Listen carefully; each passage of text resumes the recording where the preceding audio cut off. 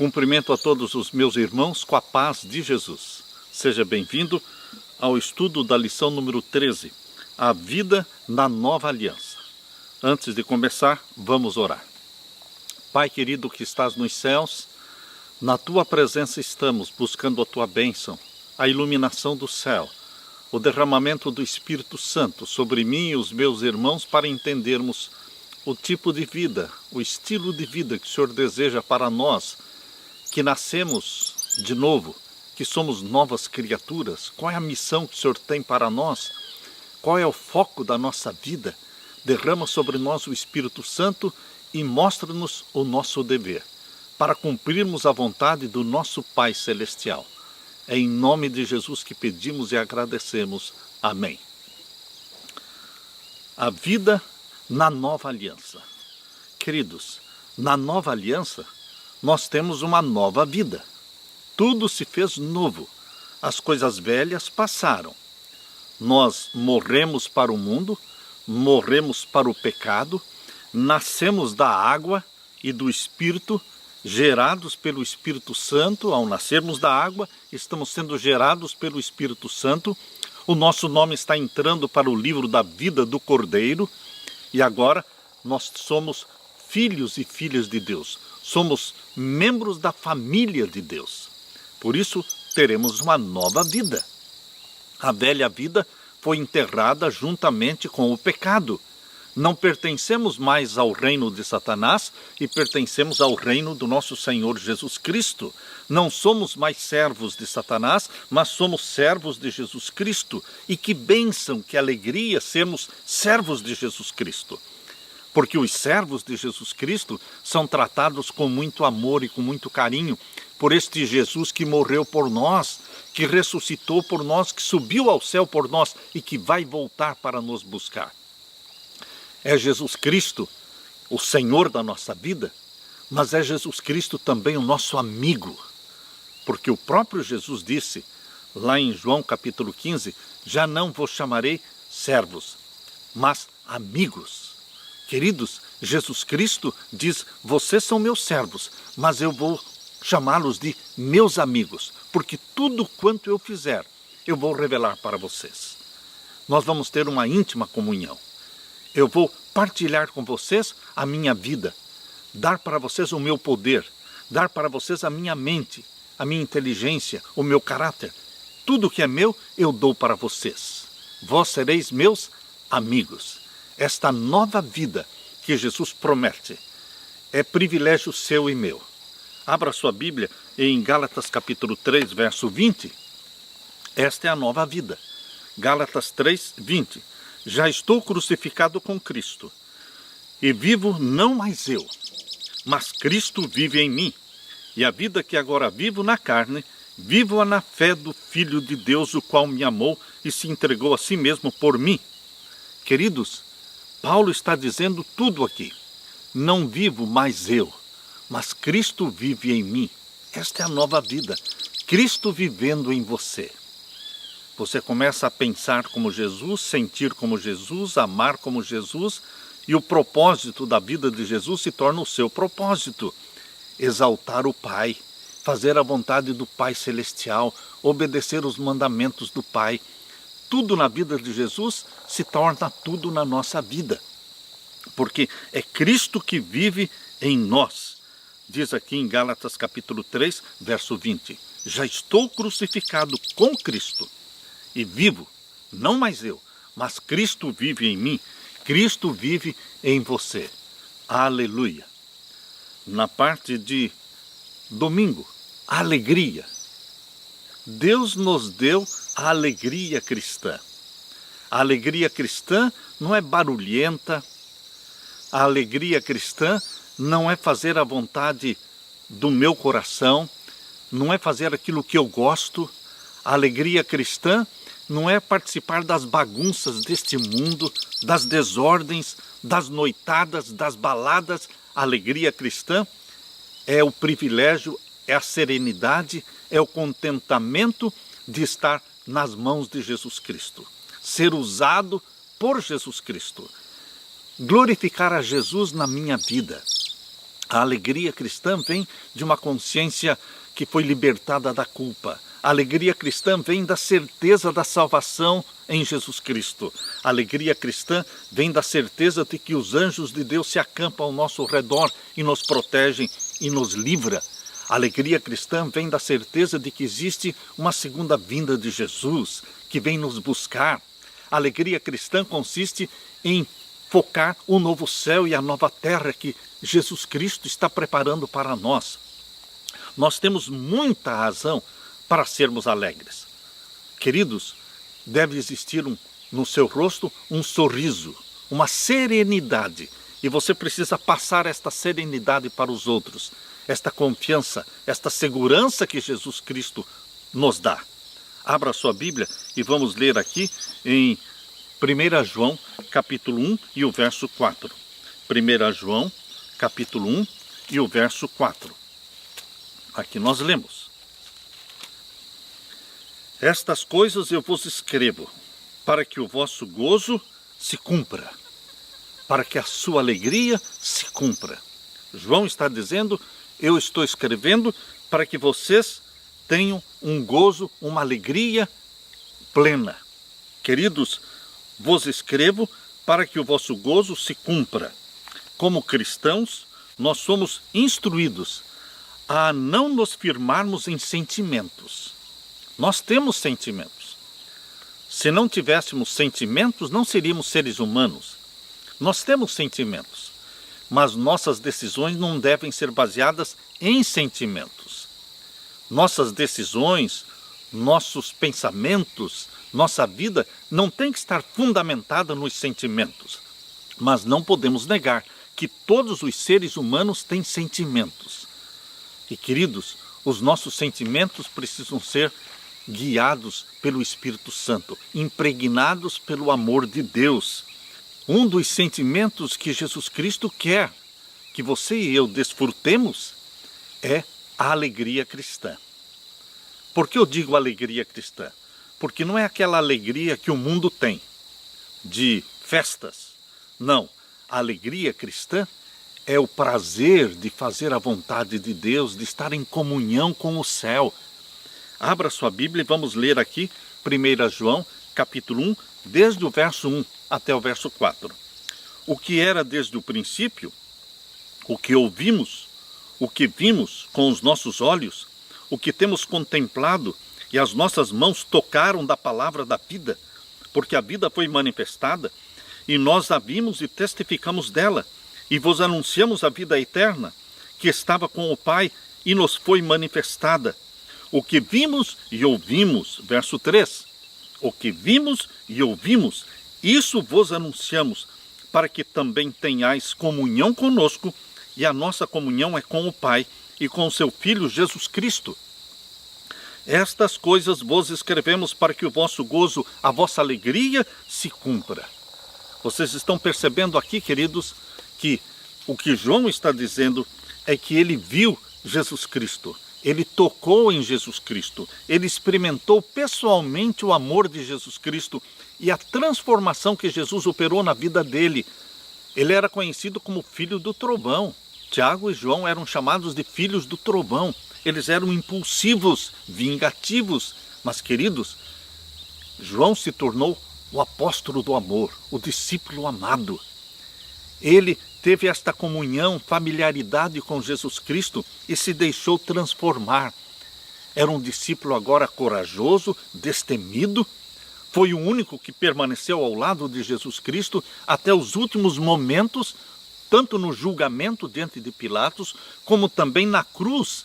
Ali estava João, o único discípulo que estava ali, junto à cruz do nosso Senhor Jesus, era João. Por isso, Jesus, olhando para João, que estava ao lado de Maria, Jesus disse: João, eis aí a tua mãe.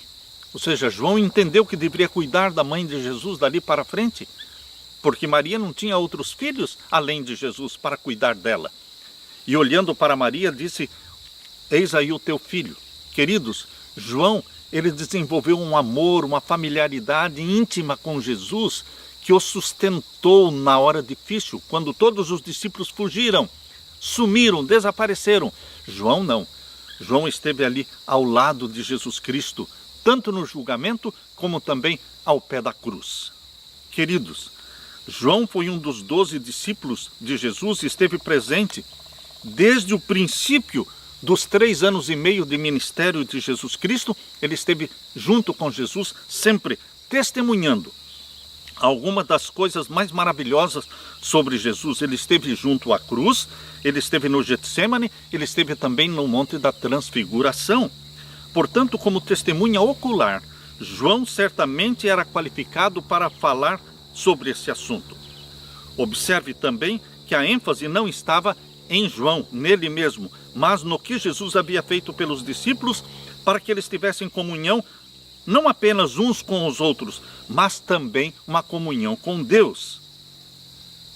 Jesus abriu o caminho para que entrássemos nesse relacionamento íntimo com o Senhor, e um dos resultados dessa comunhão com o Senhor é a alegria.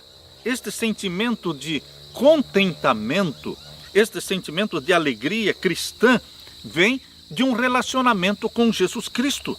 João desejava que as pessoas soubessem que aquilo que tinham ouvido sobre Jesus era verdade. Ele, João, viu pessoalmente Jesus. Ele, quando se deitavam no campo, quando passavam a noite no campo, debaixo de alguma árvore, todos os discípulos se deitavam para dormir. E João procurava Jesus onde Jesus estava deitado e deitava a cabeça no peito de Jesus Cristo. Por isso ele falava: aquilo que eu vi, aquilo que eu ouvi, aquilo que eu experimentei. Aqui diz: o que temos contemplado e as nossas mãos tocaram da palavra da vida. A palavra da vida é Jesus. Ele experimentou pessoalmente, por isso ele tinha autoridade para falar. O que vimos, o que ouvimos, o que sentimos, portanto, eles também, está dizendo para você e para mim, vocês também podem entrar nesse relacionamento alegre com o Pai Celestial, porque o Pai nos ama e deu seu Filho para morrer por nós. O amor de Deus é indiscutível. O amor de Deus é inigualável. Portanto, queridos, desfrutem a alegria cristã nesta comunhão pessoal com Jesus Cristo, comunhão diária, iniciando cada dia com Jesus, terminando cada dia com Jesus, e tudo o que acontecer durante o dia estará impregnado pelo poder e pelo amor de Deus e pela presença do Espírito Santo. Aleluia! Na parte de segunda-feira, livres da culpa. Você tem um senso de culpa? Você tem um sentimento de culpa, uma consciência culpada? Quantas pessoas vivem doentes simplesmente porque têm uma consciência culpada? Elas não dormem bem, elas têm pesadelos. Queridos, elas sofrem porque elas têm um sentimento de culpa e não se libertam deste sentimento de culpa. Só existe uma solução. Só existe um remédio para o sentimento de culpa. Chama-se Jesus. Este Jesus que disse para a mulher adúltera: onde estão os teus acusadores? Eles não te apedrejaram? Eles não te condenaram? E ela disse: não, Senhor. E então Jesus disse: eu também não te condeno. Jesus Cristo tirou dela o pecado. Jesus Cristo deu para ela o perdão. E aquela mulher não mais se sentia como adúltera. Ela começou a se sentir como filha de Deus. Dali para frente, Maria Madalena se tornou uma filha de Deus. Ela deixou de viver no adultério com muitos amantes e ela agora era apaixonada por Jesus. Agora o prazer dela era fazer a vontade de Jesus e falar de Jesus para todo mundo, contar do amor de Jesus. Ela foi libertada do sentimento de culpa através do perdão. O perdão que Jesus nos oferece tem que ser o pão de cada dia meu, o pão de cada dia seu. Vamos comer desse pão de cada dia que se chama perdão, todos os dias, confessando tudo cada dia, não deixando nada para ser confessado no dia seguinte. Queridos, é isso que vai tirar de nós o sentimento de culpa. Abra sua Bíblia e vamos ler aqui em Romanos capítulo 8 e o verso 1. Romanos capítulo 8 e o verso 1. Este texto de Paulo aos Romanos, capítulo 8, verso 1, é uma bênção. É a solução para o seu sentimento de culpa. Leia comigo, Romanos 8:1.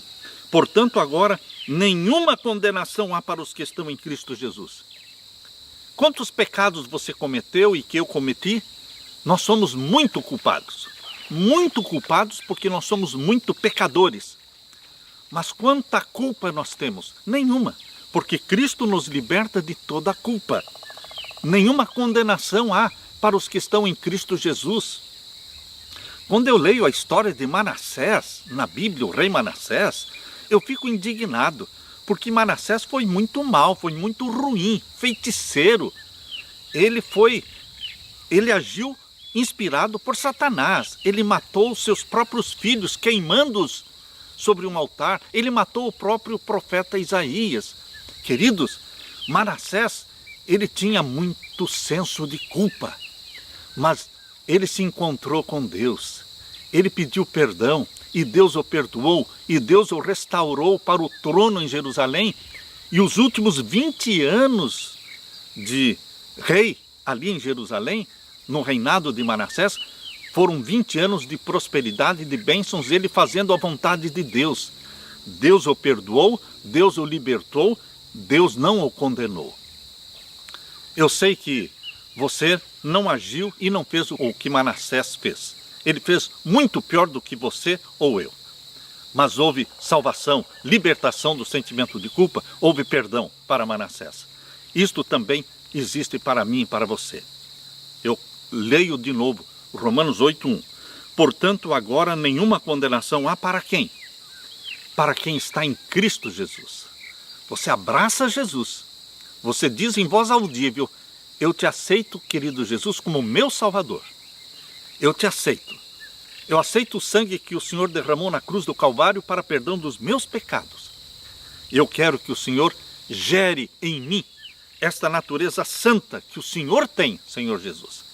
Derrama sobre mim o Espírito Santo e que o Espírito Santo gere em mim a natureza santa que eu não tenho. É essa natureza santa tua, Jesus, que eu quero. E o Espírito Santo gera em você a natureza santa de Jesus. O Espírito Santo dá a mente de Jesus para você. Nenhuma condenação há. Para quem? Para os que estão em Cristo Jesus, que não andam segundo a carne.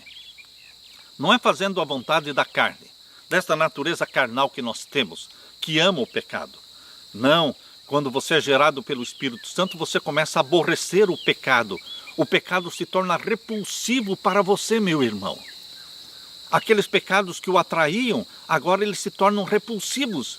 Você se afasta deles. Você não tem mais prazer naquelas coisas que você fazia antes. É um novo estilo de vida, é nova vida. Agora o seu prazer está em fazer a vontade do seu Senhor, daquele que é Salvador e que é também Senhor da nossa vida. Fazer a vontade dele. Portanto, agora nenhuma condenação há para os que estão em Cristo Jesus, que não andam segundo a carne, mas andam segundo o Espírito. A vida deles, a vida nossa, gerados pelo Espírito Santo, a nossa vida é guiada pelo Espírito Santo. É isso que está falando aqui em Romanos capítulo 8 e o verso 14. Porque todos os que são guiados pelo Espírito de Deus, esses são filhos de Deus. Eis o que você é, filho de Deus, filha de Deus, porque fomos gerados pelo Espírito Santo e agora temos a natureza de Jesus, a mente de Jesus, e somos guiados pelo Espírito Santo. Existe o espírito maligno e existe o Espírito Santo. Vocês, guiados pelo Espírito Santo, filhos de Deus, são guiados neste caminho de fazer o bem, de amar a Deus, de amar ao próximo, fazer a vontade do Pai Celestial, preparar-se para a segunda vinda de Jesus, que é o maior sonho da nossa vida, é nos prepararmos para a segunda vinda de Jesus. Portanto, queridos, Jesus Cristo nos liberta do sentimento de culpa. Eu li sobre Rousseau, o filósofo francês, Rousseau, que viveu nos anos de 1712 a 1778. Quando Rousseau era jovem, ele, lá na cidade de Turim, na Itália, ele vivia na casa de uma família rica. Não eram os pais dele, mas ele vivia na casa desta família rica. E Rousseau quando escreveu as confissões dele, ele disse nestas confissões que ele fez, ele escreveu: desta casa rica eu levo comigo um terrível fardo de culpa que depois de 40 anos ainda está indelével em minha consciência. E quanto mais velho eu fico, mais pesado é o fardo da minha alma. Por que Rousseau carregava por 40 anos este sentimento de culpa, esta consciência culpada? Rousseau havia roubado um objeto de valor que pertencia a esta família rica. Mas, quando foi descoberto o roubo, a empregada da casa foi acusada de ter sido a ladra, de ter sido a pessoa que roubou aquele objeto de valor. Rousseau mentiu. Rousseau acusou a empregada da casa de ter roubado quando ele era o ladrão. O que aconteceu? Esta empregada foi acusada, foi mandada embora, sua reputação foi manchada, ela foi despedida como sendo uma ladra. E Rousseau, depois de 40 anos, ainda tinha aquele sentimento de culpa, consciência culpada, por ter acusado uma pessoa inocente. Ele disse assim: acusei aquela mulher de ladra, lançando assim uma jovem inocente na vergonha e na ruína. Ela, antes de ir embora daquela casa, ela me disse: o Senhor me cobriu com o opróbrio da culpa, mas eu não desejo estar no seu lugar. A lembrança frequente desta cena, disse Rousseau, me produz noites de insônia, como se tivesse sido ontem que tal fato acontecera. É certo que algumas vezes minha consciência esteve adormecida, mas agora ela me atormenta como nunca dantes. Consciência culpada, sentimento de culpa. Qual é a solução que a Bíblia nos dá? Não há nenhuma condenação para aqueles que estão em Cristo Jesus. Rousseau precisava de Jesus. Só Jesus perdoa. Só Jesus apaga os nossos pecados. E, queridos, nós precisamos encontrar em Jesus Cristo este alívio, este lenitivo, esta cura. Jesus Cristo precisa dar para você esta paz de consciência. A minha paz vos dou, disse Jesus. Não como o mundo a dá, mas a minha paz eu dou para você, que me aceitou como Salvador e como Senhor. Queridos, eu deixo com você a bênção de Jesus Cristo. Não há nenhuma condenação para os que estão em Cristo Jesus. Aleluia.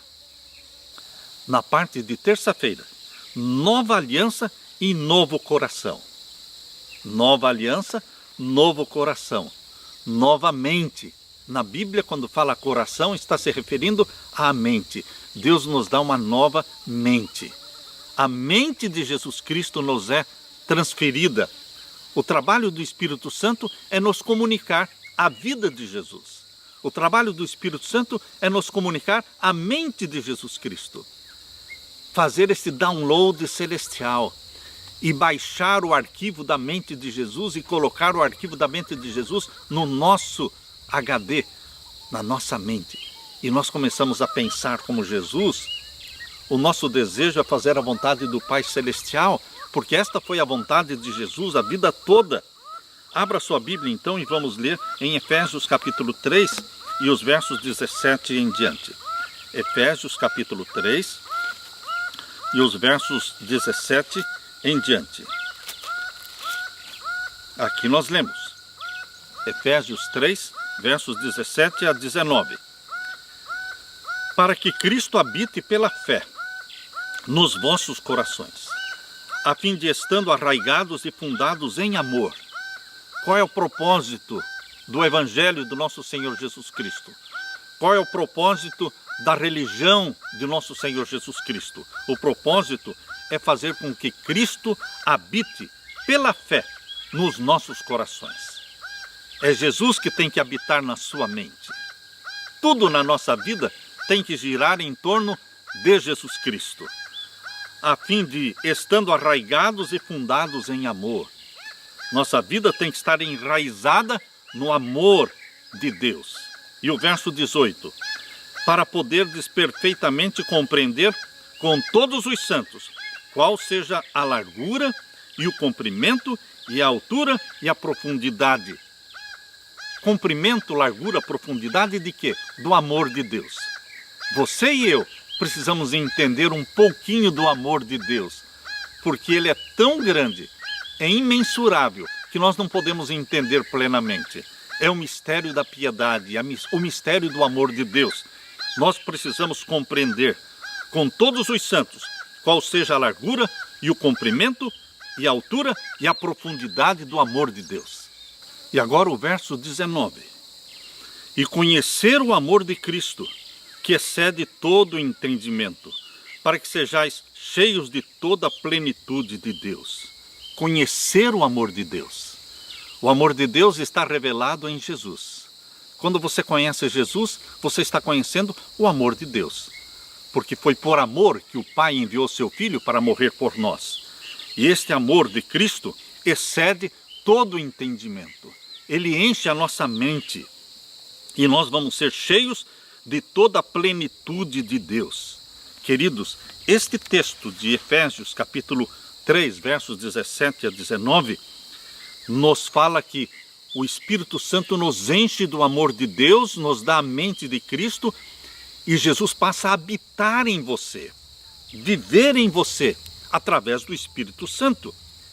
A Bíblia diz ali em Jeremias, capítulo 31, verso 31 a 33, diz que ele nos dá um novo coração e escreve a lei de Deus em nosso coração, na nossa mente. Não apenas ele escreve a lei em nosso coração, mas Cristo também passa a habitar em você. Cristo e a sua lei são intimamente ligados. Chegamos a um outro grande benefício da aliança, da nova aliança. É um novo coração que Jesus nos dá. É uma nova mente. Tudo é diferente quando você tem a mente de Jesus Cristo. Jesus habita em você através do Espírito Santo. Quando lemos Efésios 3, 17 a 19, observamos como Paulo enfatizou o elemento do amor, dizendo que devemos estar enraizados, alicerçados em Jesus Cristo.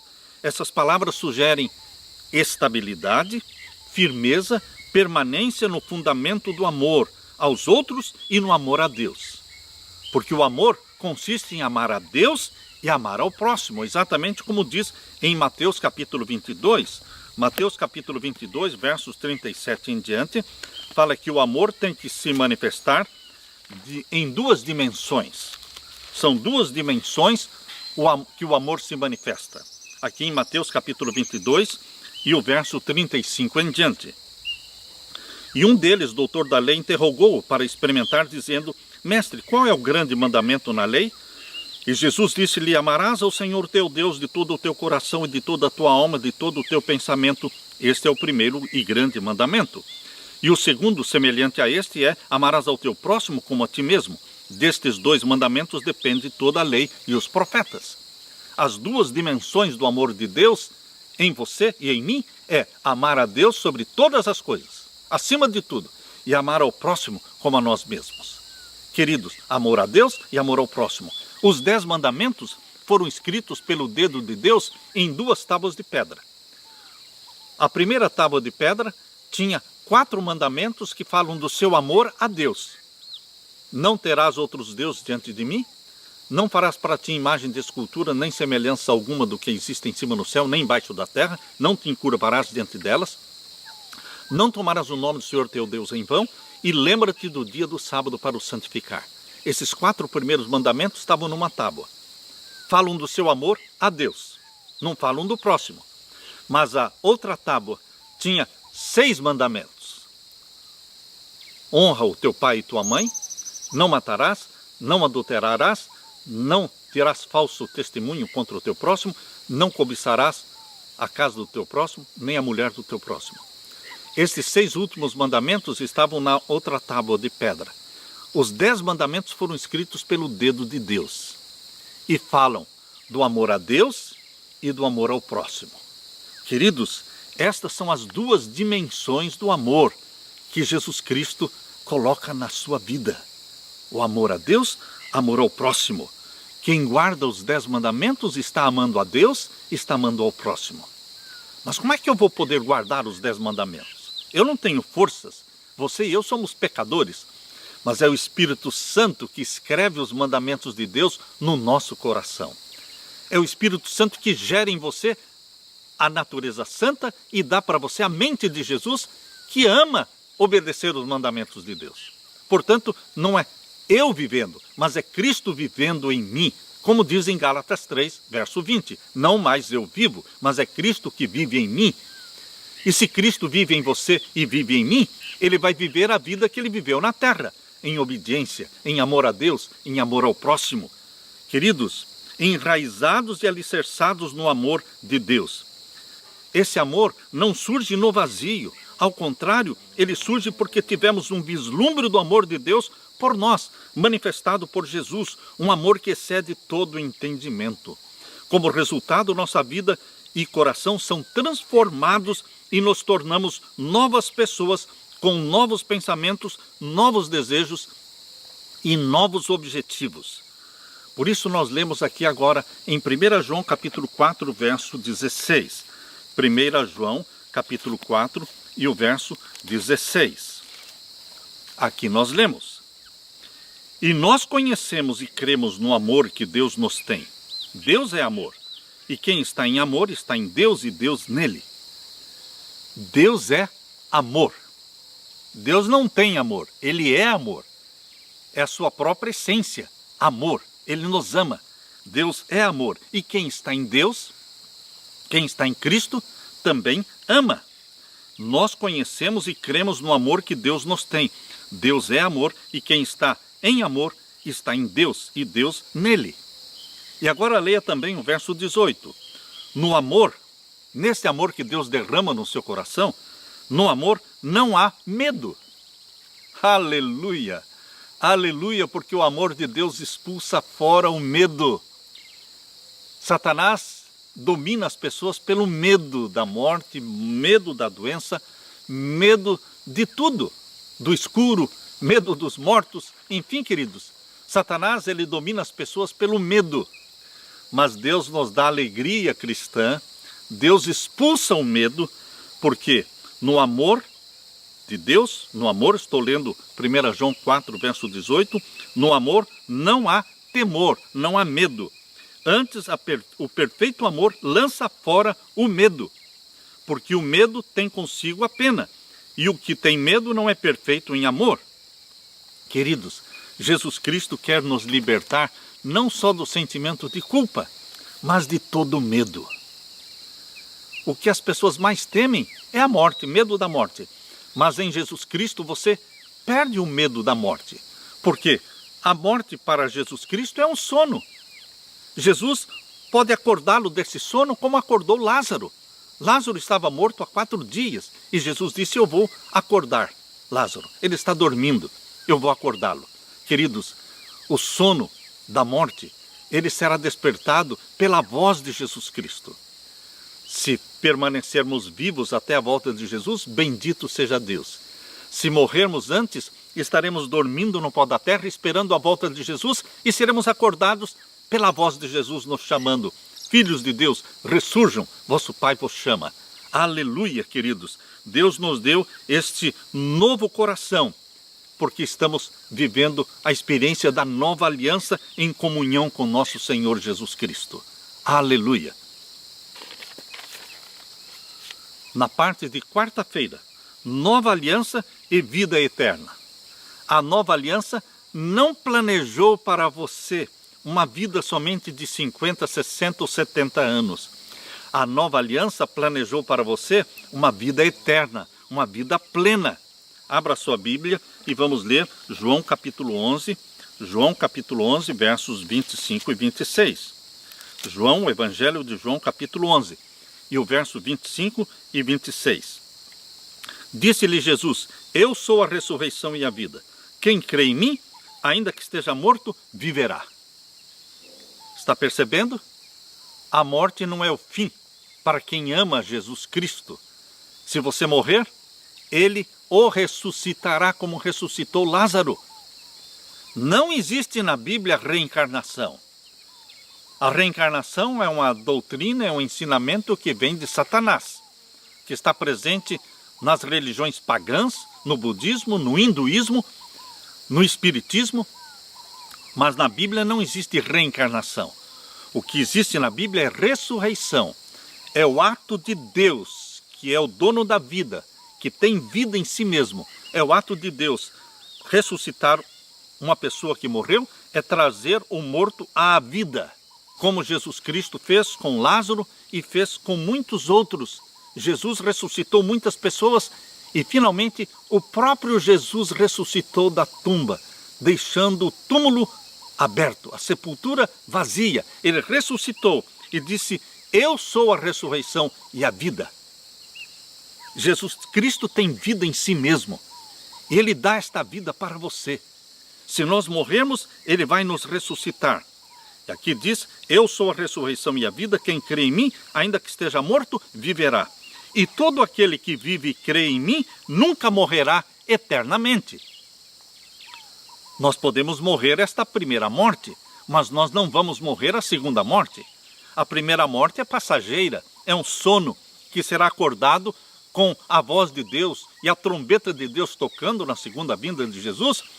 A voz do arcanjo Miguel, que é o próprio Jesus Cristo, vai ressuscitar os mortos. Queridos, da primeira morte, todos podem ser ressuscitados, glorificados, para serem arrebatados para o céu com Jesus Cristo. Nós não vamos morrer a segunda morte.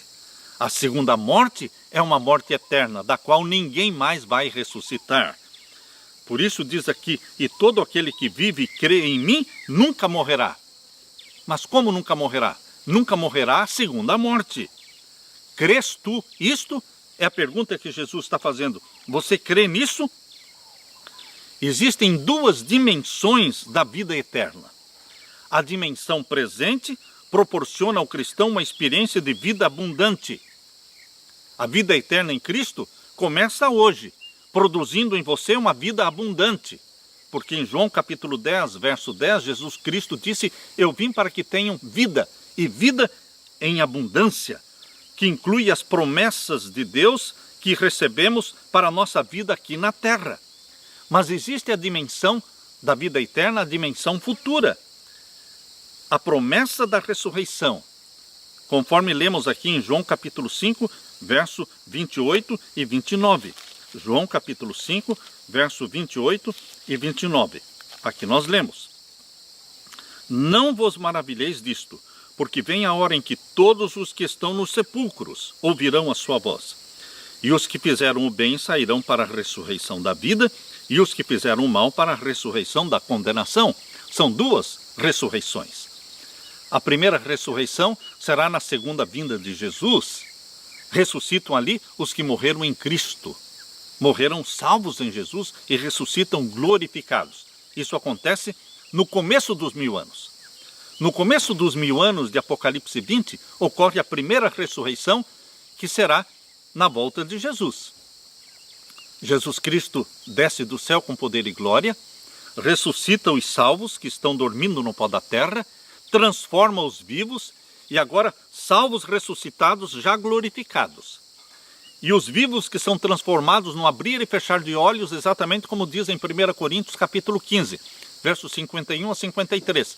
Num fechar de olhos, nós somos transformados de mortais para imortais, somos glorificados. E agora somos arrebatados para o céu com Jesus Cristo, para estarmos para sempre com o nosso Senhor Jesus. Isto ocorre no começo dos 1000 anos. A segunda vinda de Jesus, a ressurreição dos salvos e o arrebatamento para o céu, no comecinho dos 1000 anos. Agora, no final dos 1000 anos, todo o restante dos mortos, todos os que não ressuscitaram na primeira ressurreição, serão ressuscitados na segunda ressurreição no final dos 1000 anos. Será a ressurreição dos ímpios, para sofrerem a segunda morte, que será no lago de fogo e enxofre. Serão queimados no lago de fogo e enxofre. Por isso, queridos, a Bíblia fala da primeira ressurreição e da segunda ressurreição. A primeira ressurreição, na volta de Jesus, será para a vida eterna. A segunda ressurreição, no final dos 1000 anos, quando a nova Jerusalém descer do céu, será para a morte eterna. A segunda ressurreição, para a segunda morte. Abra sua Bíblia e vamos ler então, primeiro aqui em 1 Tessalonicenses capítulo 4 e o verso 16 e 17. Primeira carta de Paulo aos Tessalonicenses, capítulo 4 e o verso 16 e 17. Aqui lemos: porque o mesmo Senhor descerá do céu com alarido.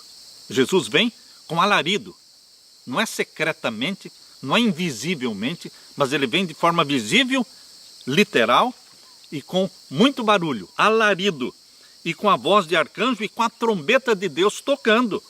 E os que morreram em Cristo ressuscitarão primeiro. Depois nós, os que ficarmos vivos, seremos arrebatados juntamente com eles, os ressuscitados. E nós, os transformados, nós somos arrebatados juntos para o céu. Ninguém vai antes, não é? Os mortos são ressuscitados, glorificados, e aí os vivos são transformados também em seres glorificados, e aí somos arrebatados juntos para o céu.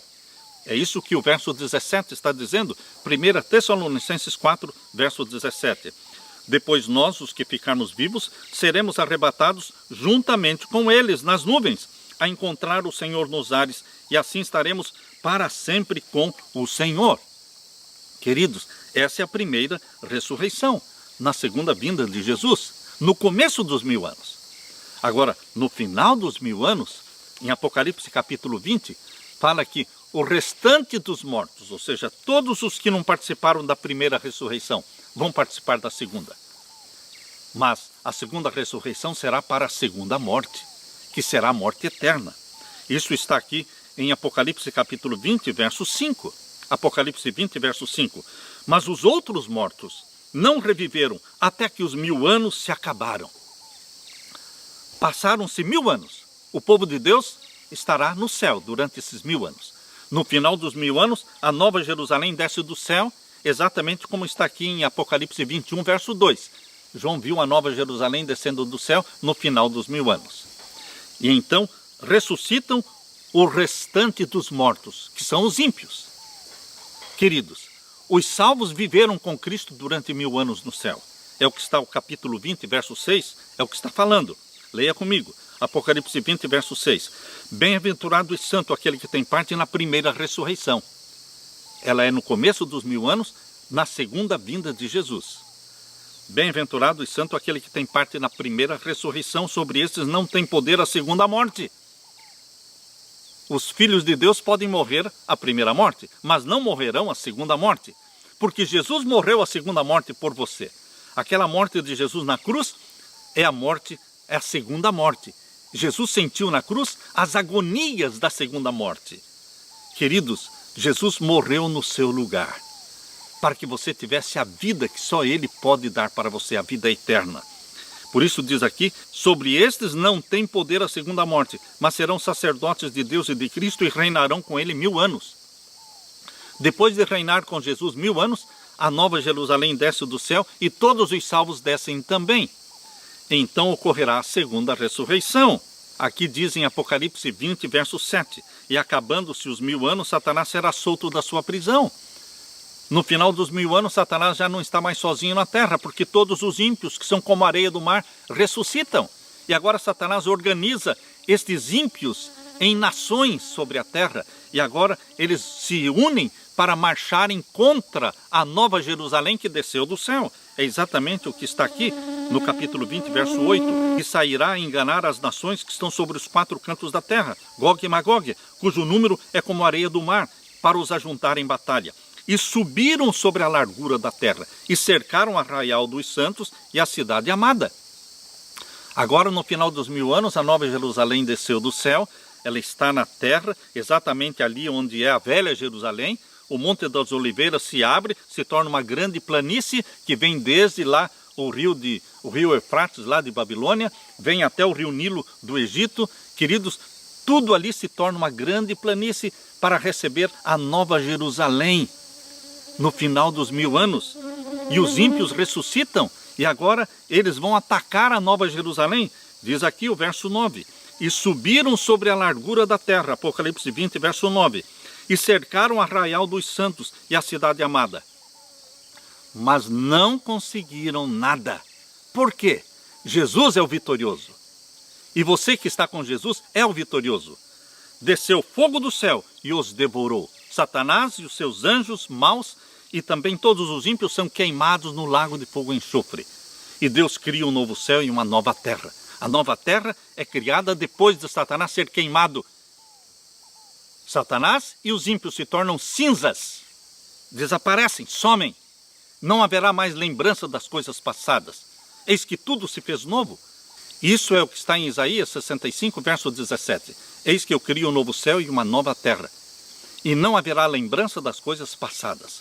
Queridos, a segunda morte é somente para os ímpios.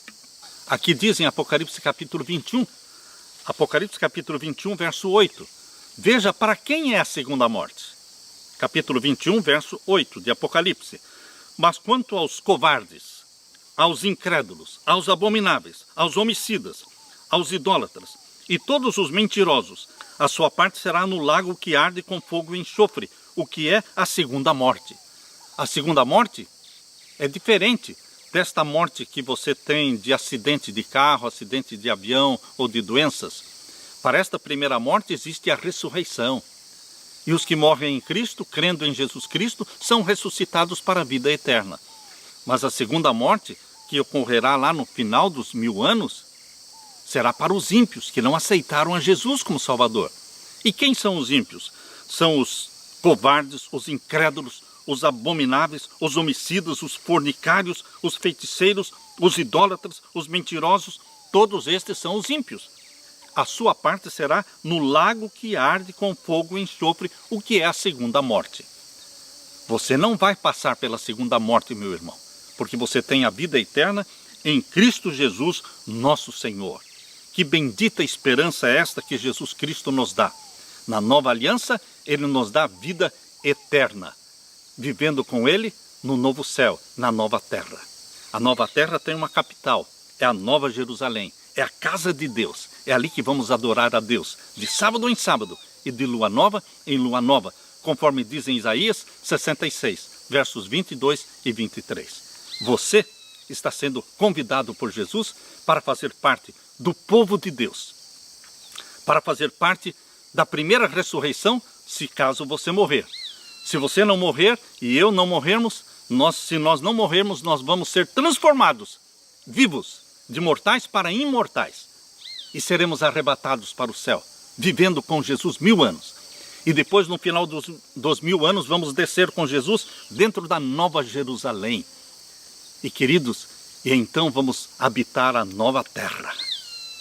Jesus Cristo disse, bem-aventurados os mansos, porque eles herdarão a terra recriada, feita nova. É a morada de Deus com o seu povo. Aleluia! Na parte de quinta-feira, nova aliança e missão. Esta nova aliança de relacionamento seu com Jesus Cristo dá para você uma nova perspectiva de vida. Dá-nos uma nova vida, mas dá-nos também uma nova missão. Qual é a missão dos filhos de Deus? Qual é o foco dos filhos de Deus? Queridos, Jesus Cristo nos salvou do reino das trevas e nos colocou no reino da luz e nos deu um propósito de vida. Ele nos deu um propósito de vida. Qual é o propósito de vida? Vida com propósito. Onde vamos encontrar este propósito? Mateus capítulo 28. Abra sua Bíblia. Mateus capítulo 28, nós lemos aqui nos versos 19 e 20. Mateus capítulo 28, os versos 19 e 20. Portanto, ide, ensinai todas as nações, batizando-as em nome do Pai, do Filho e do Espírito Santo, ensinando-as a guardar todas as coisas que eu vos tenho mandado. E eis que eu estou convosco todos os dias, até a consumação dos séculos. Amém. Vocês estão vendo aqui a ordem? Ide. Ide. Esta ordem é dada para você e para mim. Todos os salvos em Jesus Cristo. Temos este propósito. Ir e falar do amor de Jesus. Deixar que o amor de Deus transpire, saia pelos poros e seja revelado no nosso rosto, no nosso olhar, nas nossas palavras. O amor de Jesus tem que ser revelado. Temos que contar aos outros quão precioso é Jesus, quão bom é Jesus, quão perdoador é Jesus, como Jesus é um médico que nos cura de todas as moléstias, como Jesus é tão poderoso que, mesmo que morramos, Ele nos ressuscitará. Jesus Cristo não esqueceu de você. Ele morreu por você e por mim. Ele subiu ao céu e Ele vai voltar nos buscar. Esta é a promessa de Jesus. João capítulo 14, verso 1 a 3. Abra sua Bíblia em João capítulo 14, verso 1 até o verso 3. Jesus não se esquece de você, porque você foi comprado pelo ouro do seu sangue e pela prata das suas lágrimas. Como é que Ele vai esquecer de você? Você está gravado nas palmas das mãos de Jesus. Ele voltará para nos buscar. João 14, 1 a 3. Não se turbe o vosso coração. Credes em Deus, crede também em mim. Na casa do meu pai há muitas moradas. Se não fosse assim, eu vou-lhe teria dito. Vou preparar-vos lugar. Eis a promessa. Jesus foi há 2000 anos atrás preparar lugar. Que lugar é este? A Nova Jerusalém, que vem prontinha do céu. Esta Nova Jerusalém, ela já vem pronta do céu. A nova terra tem uma capital, a Nova Jerusalém é a casa de Deus. E queridos, vai descer do céu. Jesus Cristo, Ele vai trazer a Nova Jerusalém do céu. Vou preparar-vos lugar. E se eu for e vos preparar lugar, virei outra vez e vos levarei para mim mesmo, para que onde eu estiver, vós também estejais. Esta promessa, voltarei outra vez, ainda não se cumpriu. Estamos esperando a volta de Jesus há 2000 anos. E queridos, está próximo, muito próximo da segunda vinda de Jesus. Ele virá para nos buscar, para nos salvar. Mas quem é que Jesus vai levar para o céu? Aqueles que o abraçaram como Salvador, aqueles que viveram uma vida com propósito. E o propósito de Deus para a sua vida é ide. Ide e pregai o Evangelho. Anunciem Jesus Cristo como Salvador. Anunciem a primeira vinda de Jesus para ser o nosso Salvador. Morreu por nós. E anunciem agora a segunda vinda de Jesus, que virá como Rei dos Reis e Senhor dos Senhores. E para colocar um fim na história do pecado, um fim na história de Satanás. E arrebatar o seu povo. Bendita a esperança da segunda vinda de Jesus. A esperança da segunda vinda de Jesus é o que me dá ânimo para continuar lutando e vivendo, e pregando e falando, espalhando as boas novas do Evangelho. Que Jesus Cristo derrame sobre você o Espírito Santo, meu irmão, e que encha o seu coração com esta bendita esperança da segunda vinda de Jesus, que deve ser o foco da sua vida. Amor a Deus, amor ao próximo. Salvos em Jesus Cristo, salvos para uma missão. Ide e pregai, ensinai, batizai. Queridos, Jesus Cristo derrame o Espírito Santo sobre você, e que você e eu nos preparemos para esta segunda vinda gloriosa de Jesus, para nos buscar. E Ele então dirá para você: vinde benditos do meu Pai, porque vocês devem possuir o reino que está preparado desde a fundação do mundo. Vinde benditos do meu Pai. Você e eu somos os benditos do Pai Celestial, em Cristo Jesus. Deixo com você esta bendita esperança e deixo com você a paz de meu Jesus. Amém.